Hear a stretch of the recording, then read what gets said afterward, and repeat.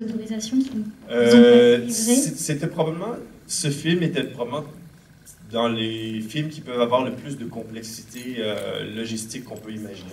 On arrive dans une zone de guerre, on doit faire venir une centaine de Kalachnikov, des explosifs dans une zone qui a plusieurs embargos pour importer des explosifs. On a à travers l'importation de ces trucs, bien sûr, pour vous rassurer, c'est des choses qui sortaient ou qui étaient complètement utilisées pendant le tournage.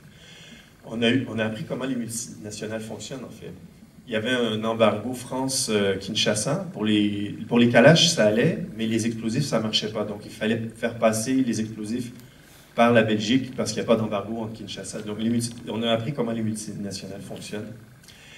Et bon, vu qu'on est à huis clos, il y a quand même à un certain point, il nous manquait 5 kilos d'explosifs.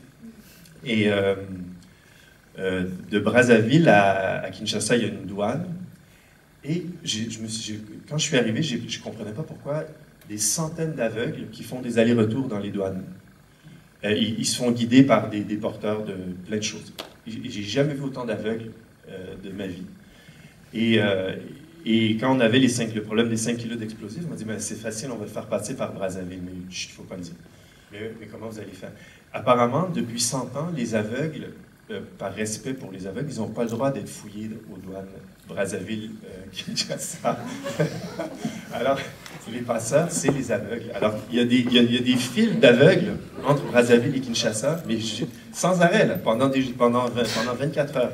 Des aveugles, et apparemment, ça reste ici, mais on a fait passer. Apparemment, c'est par là que les explosifs vont passer.